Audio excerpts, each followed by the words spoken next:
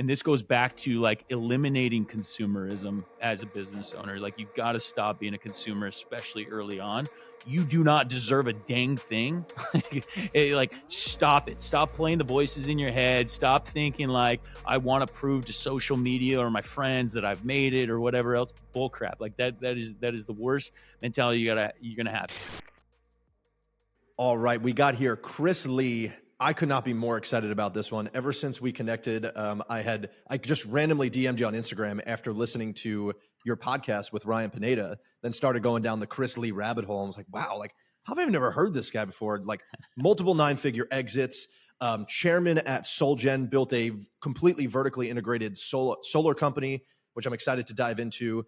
Thank you so much for coming on, man. Yeah, excited to be here. Thanks for having me. Absolutely. So what I wanted to do today was less of the, hey, tell us a little bit more about yourself and your story. If you guys want to hear about Chris's story, there's a bunch of podcasts that, I've listened to, very accessible to hear about Chris's story, starting at such a young age, like 12 years old, having the newspaper route and kind of fending for yourself for a long time. But I really wanted to accelerate more towards the tactical side of things, if that's okay with you. Absolutely. Cool, man. So why don't you give us a little bit of background in terms of like the business world and what your life looks like today, and then let's kind of hop right into it. Yeah. So life looks like,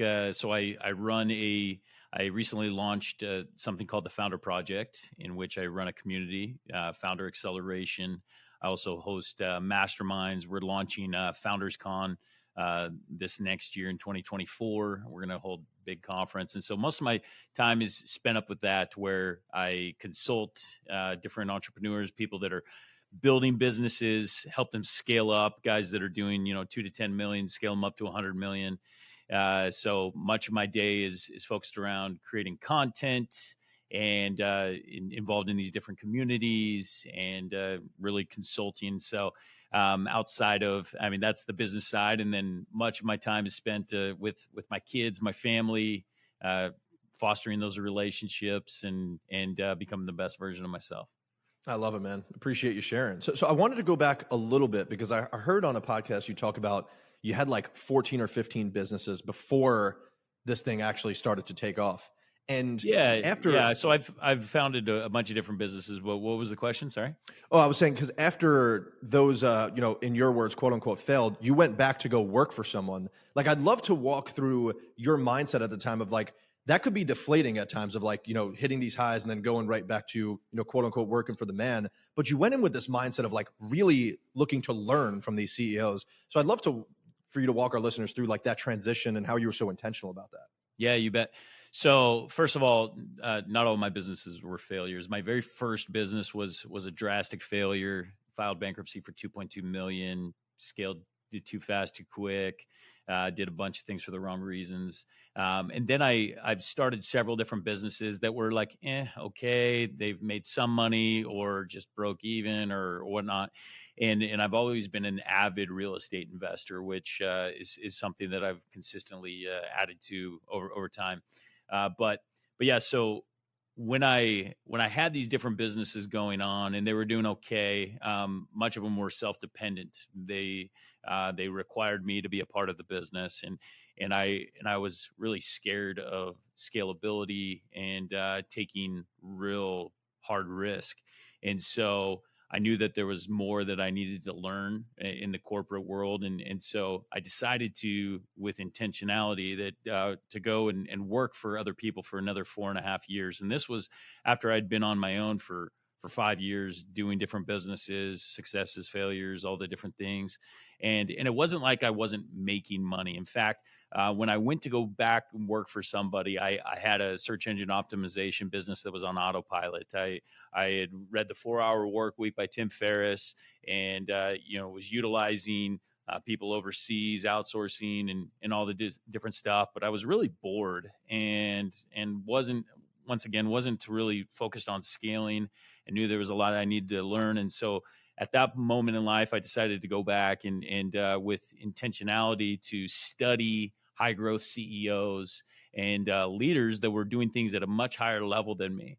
And so I knew that the best way to really get involved with these guys, because they weren't offering courses or anything else, was to go and work for them. And so I looked at this as like a paid education point in my career.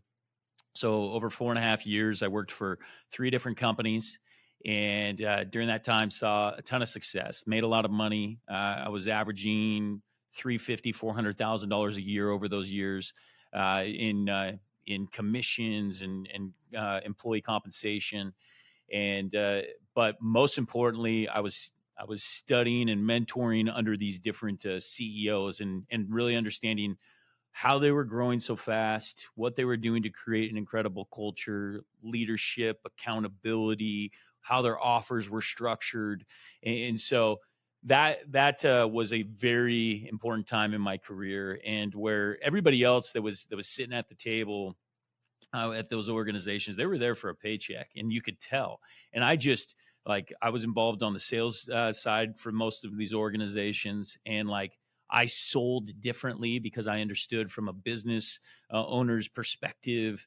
Like the things that I was involved in was very clean, very precise. But yeah, it was a fun experience, and one I would highly recommend to any entrepreneur that is struggling with scale, that is struggling being a solopreneur, because there's being a solopreneur is cool, and you can make good cash with it, but very few solopreneurs ever get to enterprise value. And that's one thing that I wanted to learn, was how to establish enterprise value, something that I could take and sell and extract a ton of money that was not dependent on me day in, day out. And so that was the intention. And so over those 3 years, I experienced 2 different IPOs, being a part of Sunrun and Vivint Solar, and saw this rapid growth. I was the vice president of human capital for one of my buddy's startups that we were the largest dealer of Sunrun.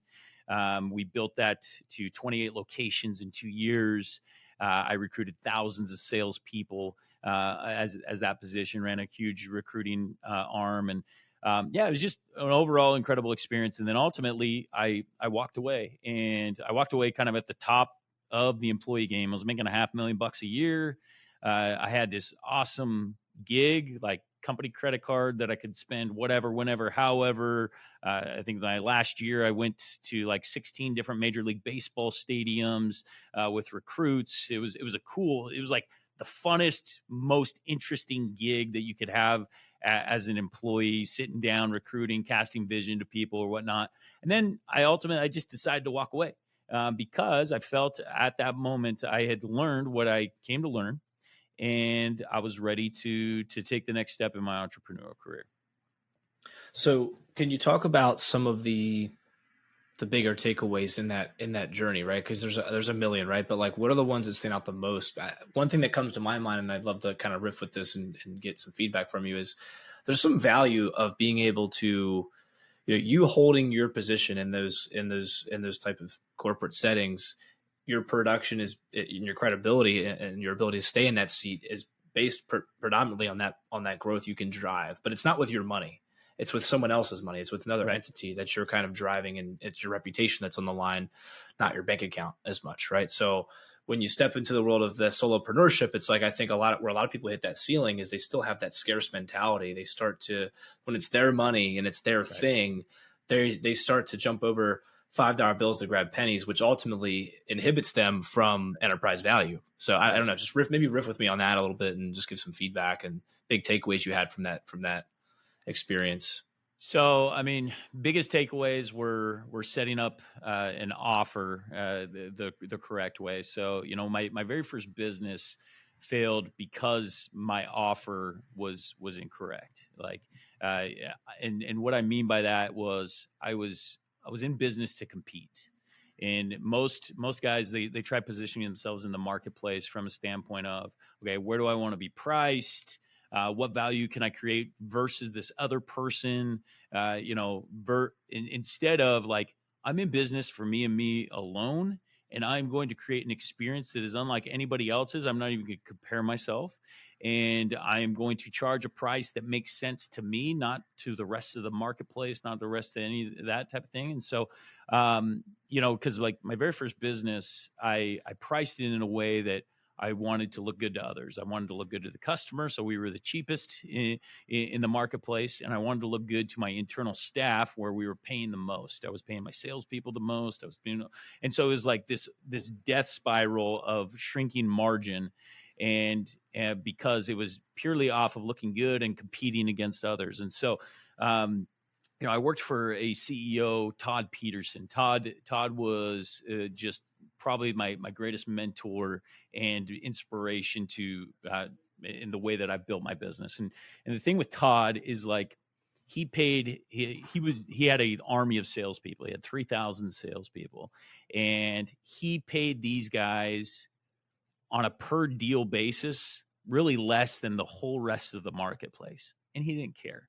Right. Like he wasn't in competition to pay the most on a per deal basis. But what he provided was a community of competition, a culture of like complete buy-in where guys could earn a piece of the upside and all these different things. And so he provided compensation in a way that was not like, that wasn't just cash. But because of it, people actually made more cash with him. They were able to go and produce more sales and do different things in working with him than any other part in the industry. And so for me, like that was like a big breakthrough of like, okay, one, I got to focus on culture. Like culture is the most important thing to growing any organization. And I got to make it wherever I'm at, it's got to be a cool place to be. And it's outside of what I pay, right? I gotta truly value the human. I want to help develop them into being incredible human beings outside of just receiving a paycheck. If I can do that, in turn, they will make more money because they will be more productive. They will do these different things, and so like that was one thing that I learned from Todd. The other thing I learned from Todd was transparency and owning the truth. It was actually prior to working at Vivint under Todd. The financial crisis had taken place, and in the sales door-to-door world, which is what Vivint was a part of. They have something where you sell, you make a portion of your commission up front, and then you make what's called a back-end check. And the back-end check is usually 50, 60% of your overall commission. And that's paid after a summer, 6 months after you've completed your work.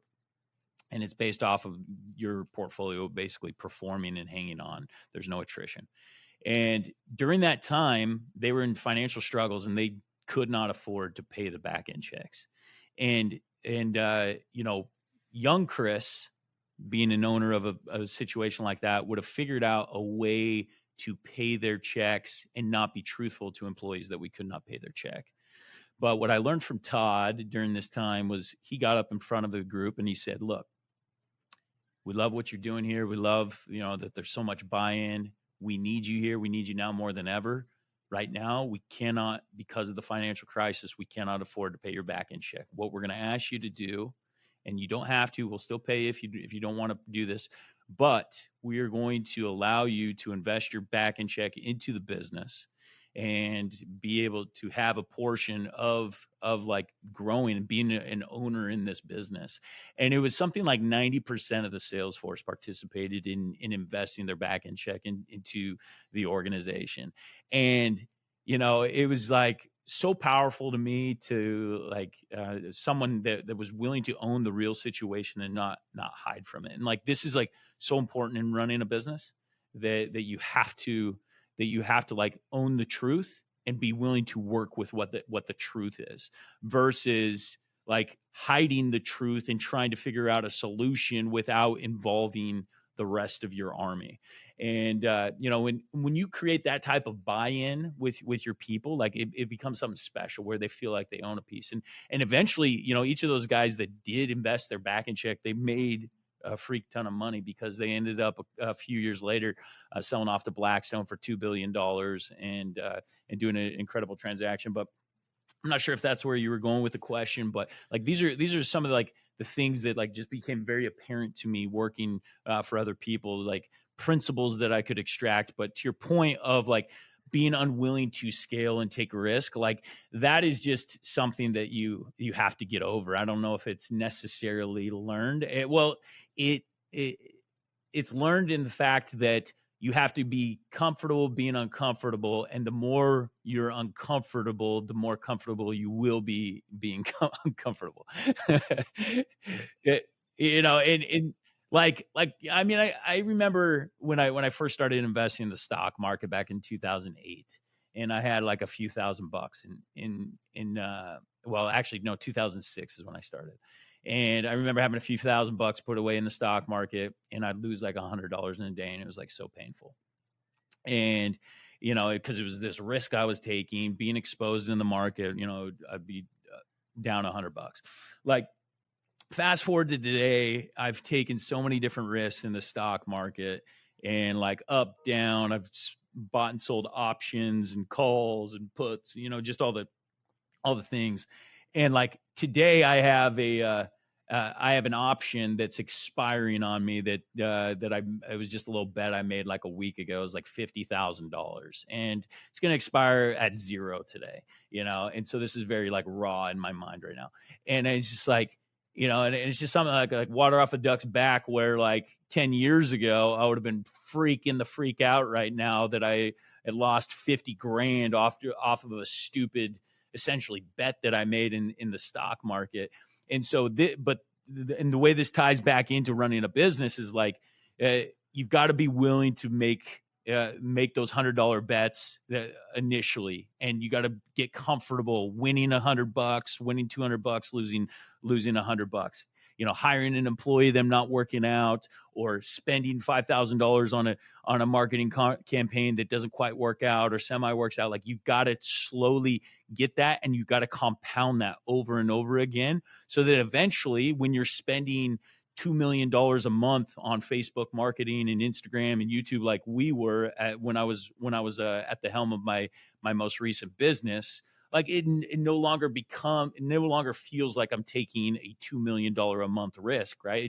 It feels like 2006 of losing $100 or investing in $100. And so, like, I mean, that's probably the biggest piece of advice I give. Like, if you're scared of taking a risk, just start taking a little risk right now. And as you get comfortable in that risk, take more, and just consistently get outside of your comfort zone.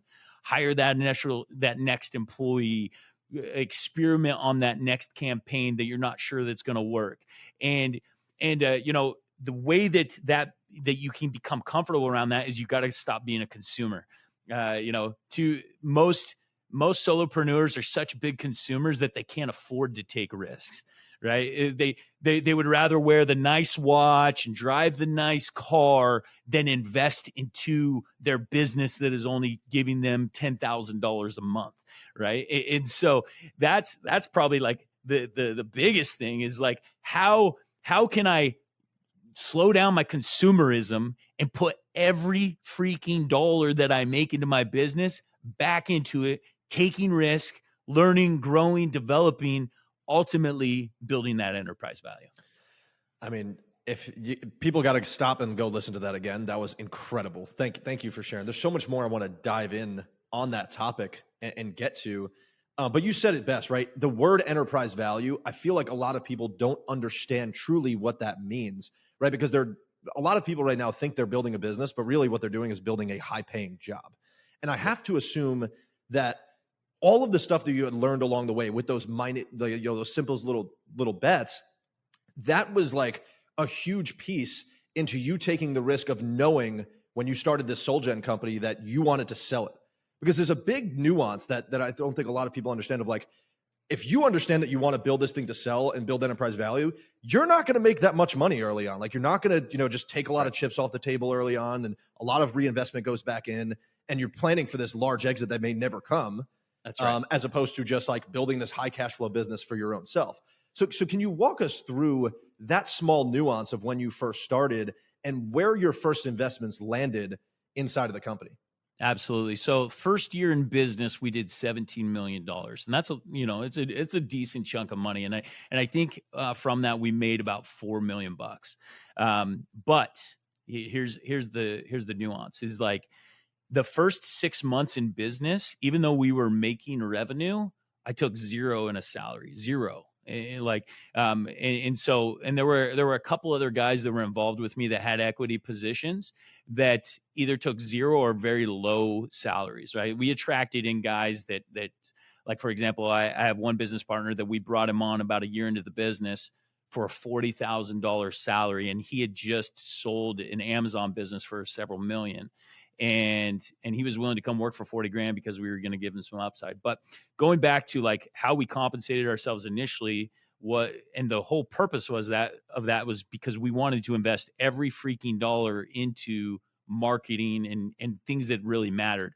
And so the dollars we spent were only things that we could get an ROI on. And this goes back to like eliminating consumerism as a business owner. Like, you've got to stop being a consumer, especially early on. Like, you do not deserve a dang thing.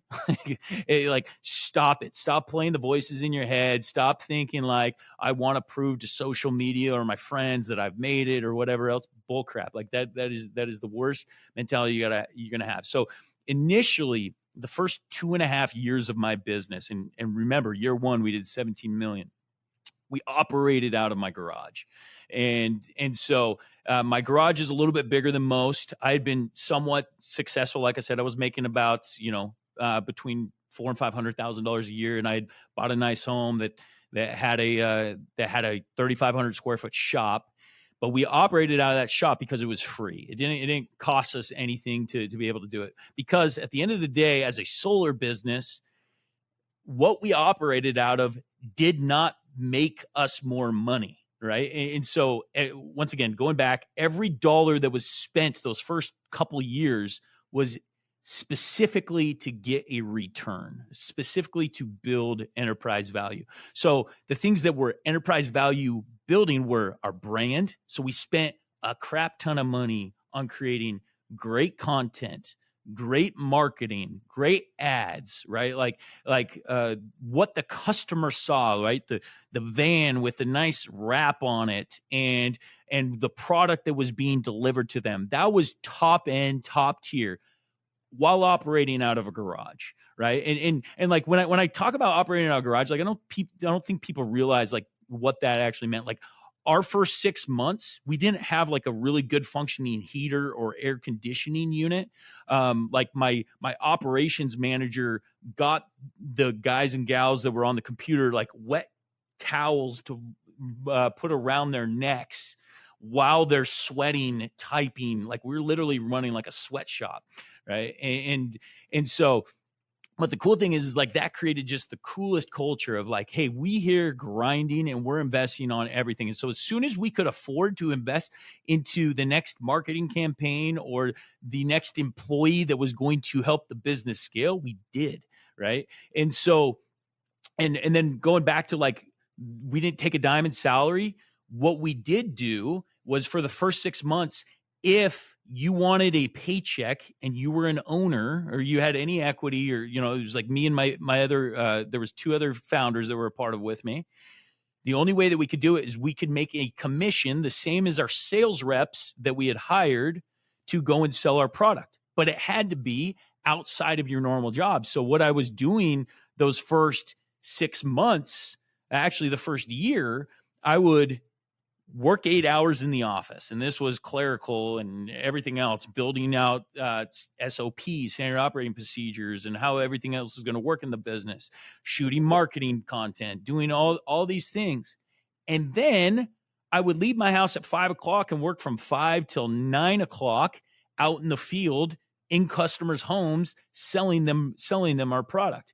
Because that was the only way that I was going to get a paycheck, was by creating commission for myself. And so about 6 months in, started receiving a salary, but we kept the salaries low. Once again, it was like we weren't in this thing for self grandeur or consumerism or anything else. Like, initially, I think our salaries were $80,000, and this is like, I don't have a wife that works. I have 5 children, right? Like, $80,000 doesn't barely pay for that. So meanwhile, I'm still going out and I'm selling product and I'm still participating in the commission.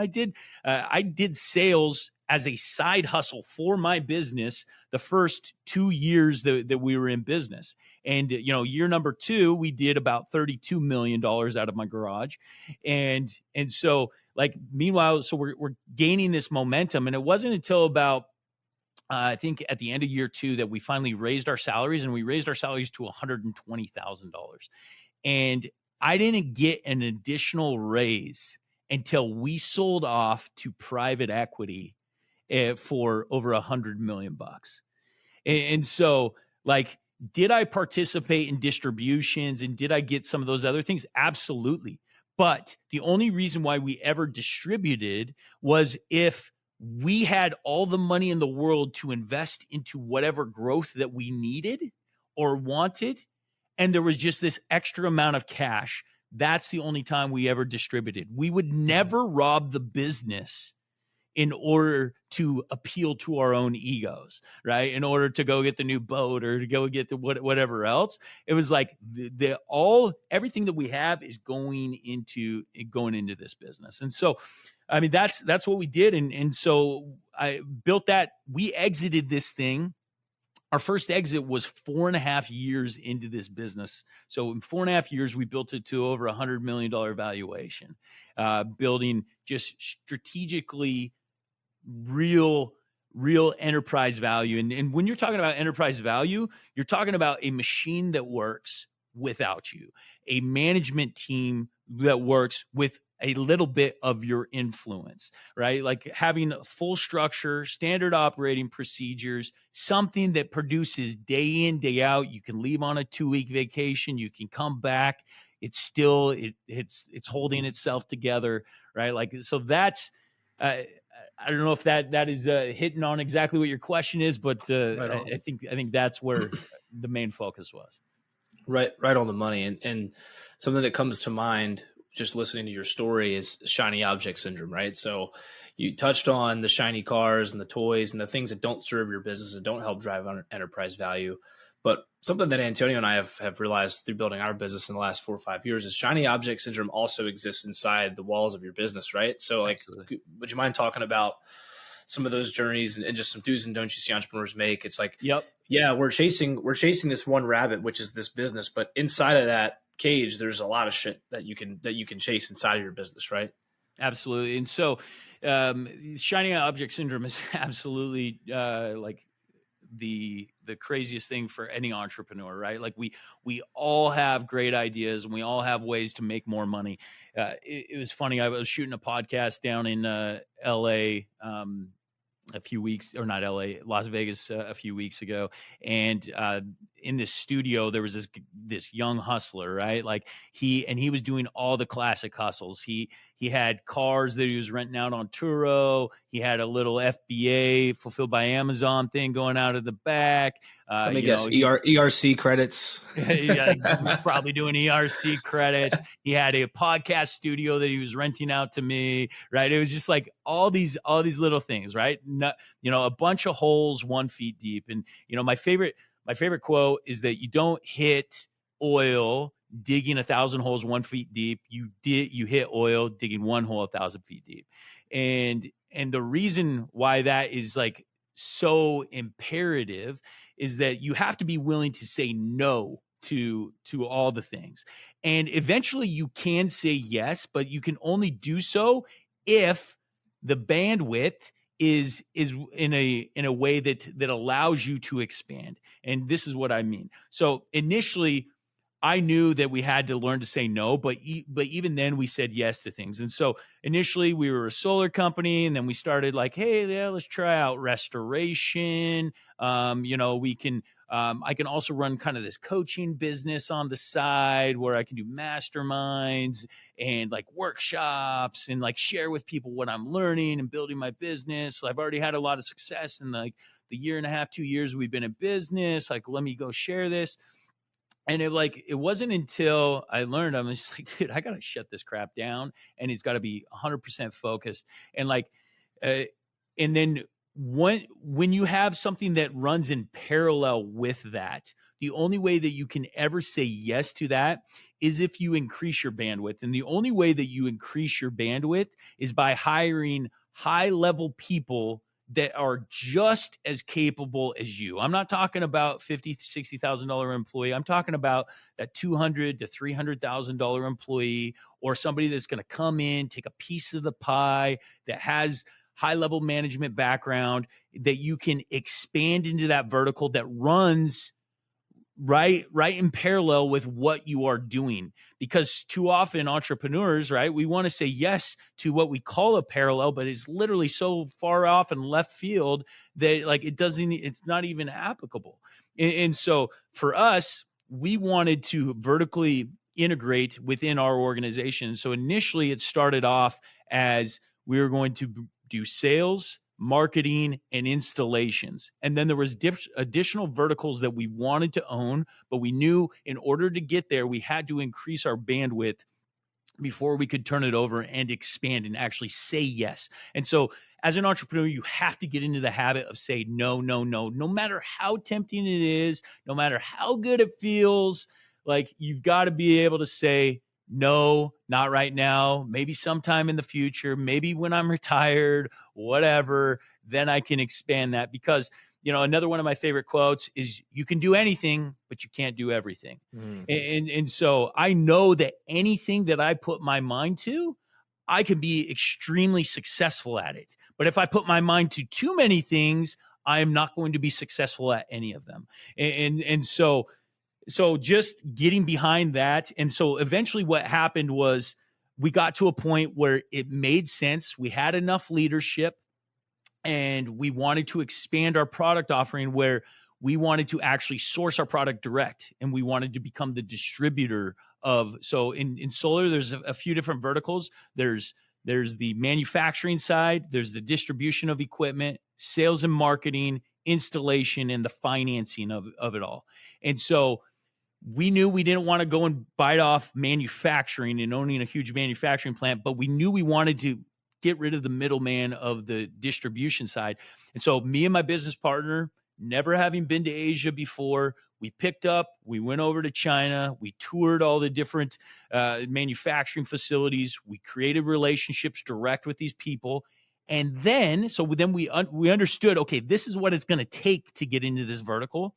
But instead of just saying, yes, we're going to take this on and split our bandwidth, I went out and we hired this guy that I was telling you about that had recently sold his business from Amazon. He had experience in sourcing product directly from Asia, dealing with imports and exports and tariffs and everything else. So we bring him in, pay him $40,000, give him a piece of the pie, and we say, hey, we need you to expand our bandwidth and take this distribution aspect over. And so we increased our bandwidth by hiring this high-level person. And once again, you either got to pay him a piece of the pie, or you got to pay them a really big salary. That's the only way you're going to be able to attract people that are as capable of you as you within the organization. And so we expanded into that. And then later we ended up buying a bank, and we brought in somebody else to come in and run that. So then we did the finance. And so at the end of the day, when we went and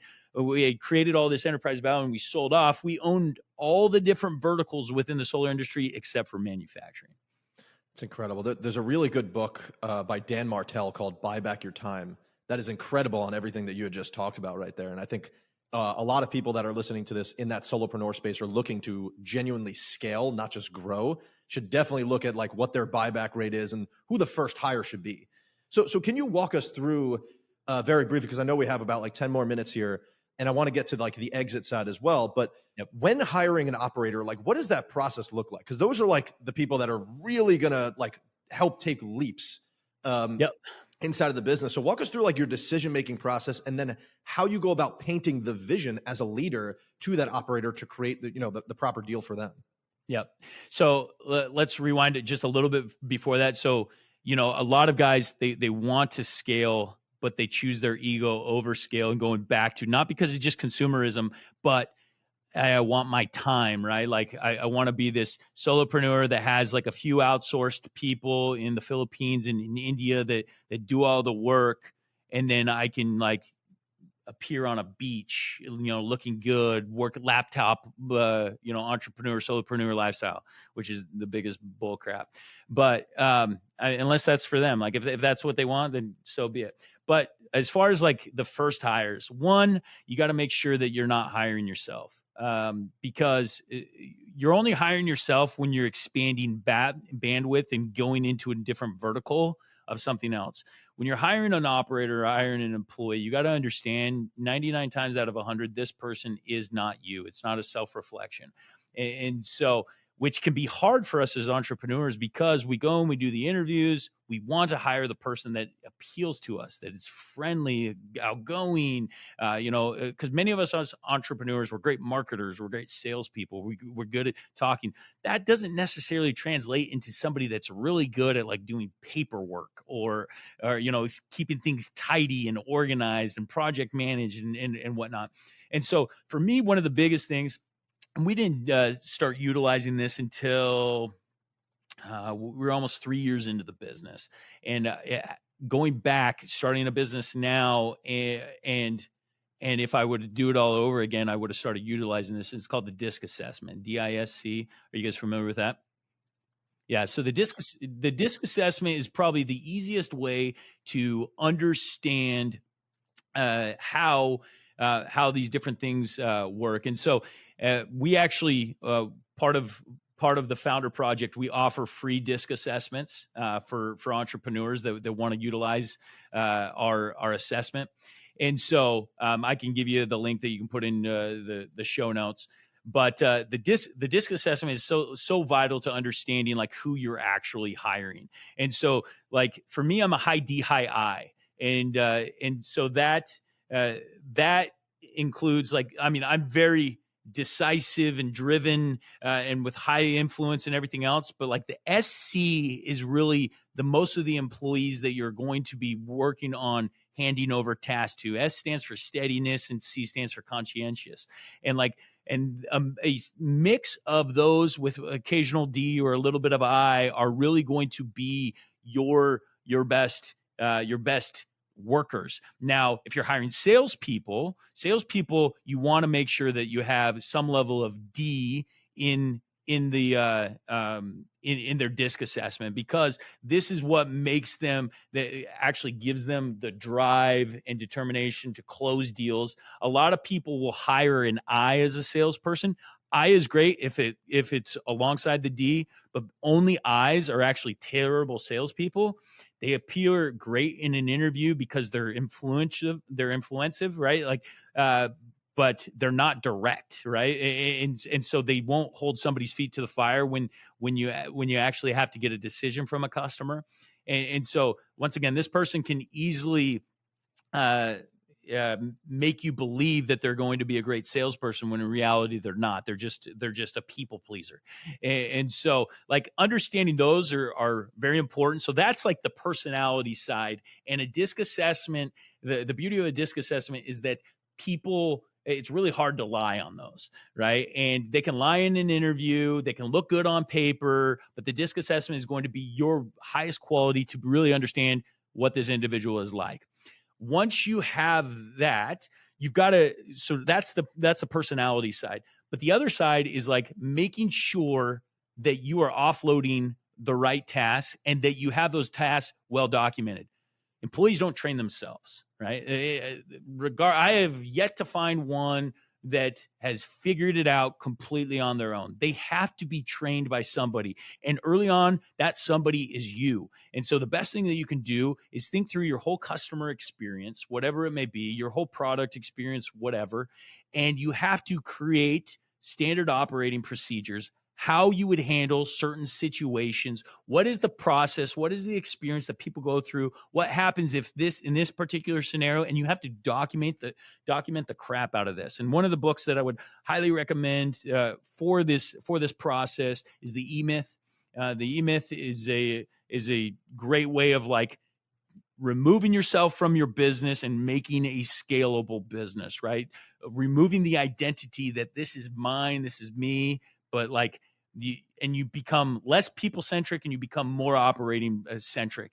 Now you still got to, you as the entrepreneur still have to develop your people, but they have to be trained to these processes. So regardless if someone gets hit by a bus or quits tomorrow or whatever else, somebody else can come in and learn the processes almost overnight because it's well documented, and they can be able to come in. And so, some of the key hires initially, you gotta have somebody selling your product. You gotta have an executive assistant that can take things off your plate. A project manager is highly encouraged, and making sure that you're identifying the issues that are keeping you from having the perfect product or the perfect experience, and they're helping create a project around those issues that solve them, and properly delegating tasks, and then really just depending on the business, you have a bunch of technicians, whether that's installers or permit pullers or document people or a camera crew or whatever it may be, right? But the biggest thing is you have to have it well documented of what you're going to give it. But before backing a little bit further, you have to create an org chart that shows exactly what you need in your vision. And do we got a couple minutes to go into this? Let's rock and roll. Okay. So with the org chart, that's like one of the things that I started with day one. You have to look at your 5-year vision org chart. And what that means is like, okay, what is my goal to hit 5 years from now? And if it's a revenue goal, say I want to hit $300 million a year. And I know that an average salesperson in this type of industry can do $1 million a year in revenue. Then 5 years from now, how many salespeople do I need? I need 300. Okay. And then I utilize the law of management, which says no one person can manage more than 5 to 8 people. Then I'm going to back into that. And at the higher level you get, the less and less people that has to be, right? So if I'm a high level manager, I shouldn't be managing more than like 3 to 4 mid-level managers, and then so on and so forth. But at the lowest level, from a technician standpoint, the most somebody can manage is 8 people, and usually 5 to 6 is a little bit more. And so then you back into this, right? And so now if I have 300 salespeople and the average, there's a manager for every 6, that means I need 50 managers. And if there's a manager for every 5 of those, I need 10 higher level managers, and then I have a VP, right? And now I have my org chart. Okay, what kind of support do I need in order to fulfill on that type of revenue?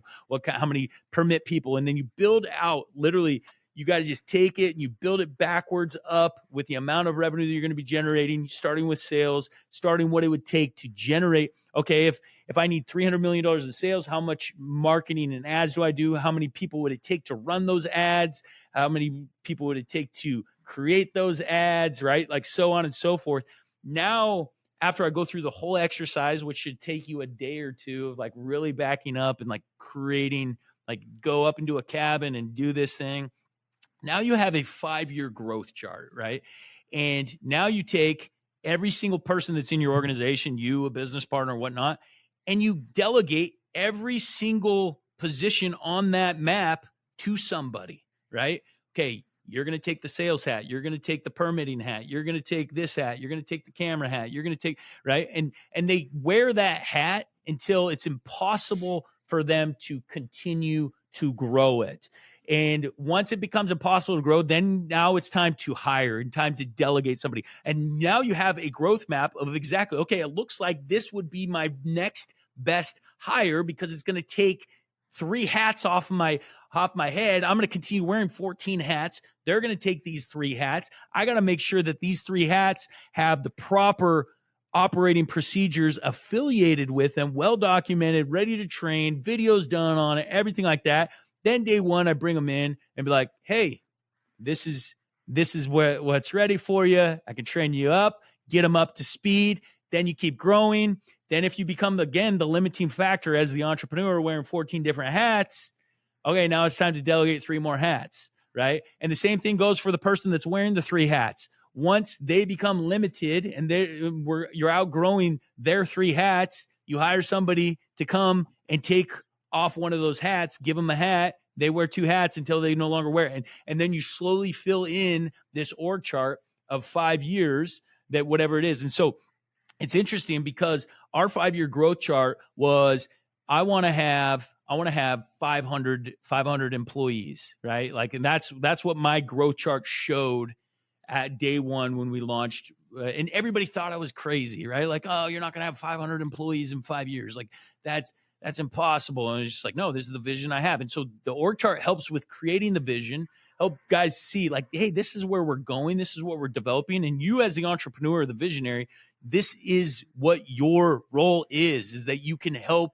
row the ship to create this great and the other thing that you got to understand is along the way, you can't just grow to grow. Don't just grow to grow. You got to grow when it's viable, when you are being profitable and it makes sense to take that next level risk, right? And so we had this map, we built it, and at the end of 5 years, guess how many employees we had? 1,000 employees, right? Like it was twice bigger than I ever thought it was. And I was shooting for the freaking sky, right? Like, and people thought I was crazy at that number, and we ended up doubling that number. And so that is how you strategically go about forecasting employees, hiring the right employees, making sure that you're building the right teams along the way from a high level. This has been a masterclass for entrepreneurship right here. I mean, absolutely amazing takeaways, ton of value. I had one more question, tactical question. You bet. We could probably spend a whole podcast doing this. So try to keep your response within like 2 minutes or so. I know we're over time a little bit, but to go off of everything you just talked about, how do you see AI fitting into this delegation and optimization of business systems? Like, where do you see AI replacing jobs in the future? Where do you see this taking shape? First of all, I freaking love AI. And so we're with our business right now, we are trying to hire as few employees as possible and analyze where we can stick AI in. For me, I believe that the future of most employment, most office jobs are, one, you either got to be a prompt master, or two, you got to know how to develop GBTs on the back end, right? So you're either training GBTs or you're prompting GBTs, right? And so that is where I think like the vast majority of employment is going to turn. And so that's a question that's got to be constantly asked. Can this be done by AI? If it can't be done, when will it be done? And what is the potential of it being done, right? And so consistently and constantly like asking, okay, how can I replace myself? And the biggest thing is like telling your employees like, look, this will not replace employees. It will replace employees that refuse to use it, right? Like that's it, right? The future of employment is people that know how to use AI, not AI by itself. Well said. You got time for one more question? Absolutely. Awesome. So now that we're towards like, we built the business, you walked around, how to continue to grow and scale. Now we're on the exit. I've listened to a couple of your podcasts, and like your business had unreasonable margins, like margins that you don't see in solar. And I know you had talked about, you guys had the best quality service and you charged a premium on the product and customers were happy to pay it. How did you have to make sure the P&L and the balance sheet look as attractive as possible to get the best multiple on your exit as you're nearing towards that exit? Like, can you walk us through like knowing when you're about to sell and start shopping this thing around, what adjustments do you have to make inside of the actual balance sheet and P&L to make sure that you're getting your best multiple? So first of all, the adjustments to the P&L and balance sheet have got to start day one, right? And it's all about how you set up your business. If you don't set it up properly with proper gross margins from the get-go, you're setting yourself up to fail. And I think that 99% of entrepreneurs just price themselves out, right? They don't know how to properly put together a correct offer. And it goes back to my previous point of they're in the business to compete rather than just being a dominant force. And so one, you got to make sure that you have a very healthy, profitable business, right? Most of our gross profit margins were close to 55, 56% gross profit. Now, net margin ended up between anywhere from 20 to 26%, depending on the month, which is very healthy in the solar industry. Average, I think, was like 5% net margin for those that were actually profitable. And so yes, we were a premium. You got to make sure that is set up. But like the most important thing in preparing for an exit is making sure that this thing can hum by itself, right? And so having a proper management team in play. So going and hiring the right people that can scale the business with or without you. and making sure that there are proper KPIs in play, and KPIs. Every single position should have 3 to 4 KPIs that they are only measured off of, okay, from their upper level management. Now, they should be looking at other aspects that feed into those KPIs, and by that I mean key performance indicators.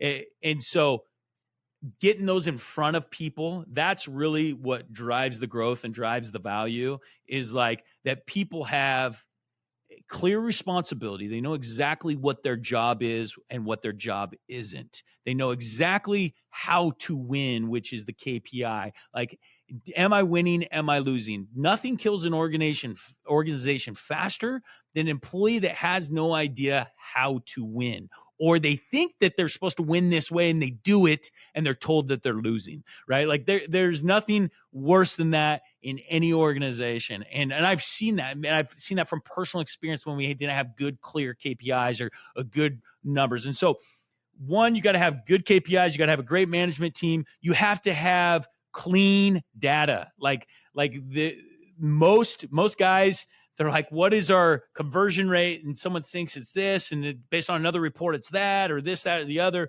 Like, I mean, your data has to be clear, concise, reportable, that anybody can look in and dissect it.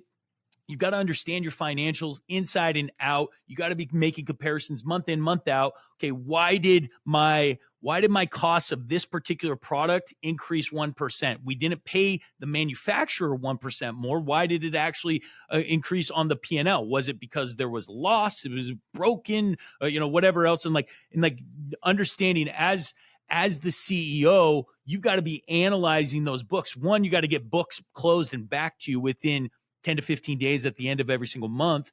And two, you got to be able to actually compare them, and not only compare them month over month of what the actual cost is, but what's the percentage of increase or decrease, right? Like that's the most important. Like if it increased by 0.01%, like so what? But it increased by 2%, that's a big deal. And so really understanding, and then you have like leading indicators and lagging indicators. Financials are lagging indicators. You want to make sure that your leading indicators that are eventually going to show up on the balance sheet and the P&L are closely being monitored. And it's like, so one of the things that I do, and still as the chairman of the board, I get these text messages, right at the top of my phone right here. I have this text message. I don't know if you can even see it here. Whoop. Nope. It's not showing I don't know if it's focusing.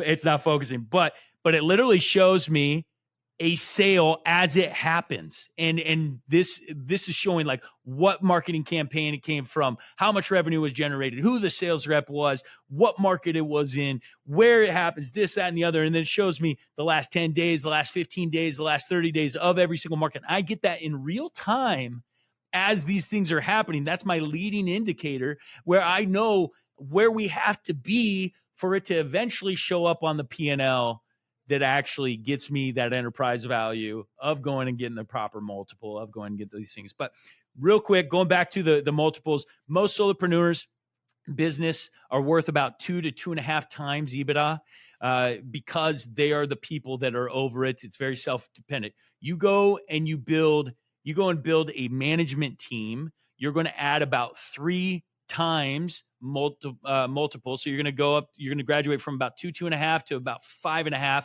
multiples. And then to get that last anywhere from 5 to 10 multiples, it's all about volume. And so if you can show that this is actually scalable and you have consistently done it month in, month out, year in, year out, now you're starting to get in the big boy multiples of making 10 to 15 times your money. I mean, most people pay thousands, if not tens of thousands of dollars to get an hour with you asking these types of questions. The least that everyone can do is at least, shoot Chris a follow on social media. Check out the Founders Accelerator. Talk to us about your, the next step here and like the coaching offer and the events so that all of our network can tune in, please. Yeah. So we have a group that meets together 3 times a month. We do a virtual call and it's really awesome. We do a hot seat with different business owners. We dive in and we pick them apart. And then one thing that we do that's unique that nobody else does, once a month, we fly in a random person from our group to spend a half a day with my founders team. And my team is the same team that went and built Solgen. I've slowly extracted them out, and now we are consulting these people. And so that's about a $75,000 offer that we do randomly for one person out of our community every single month. And we record that and we share it.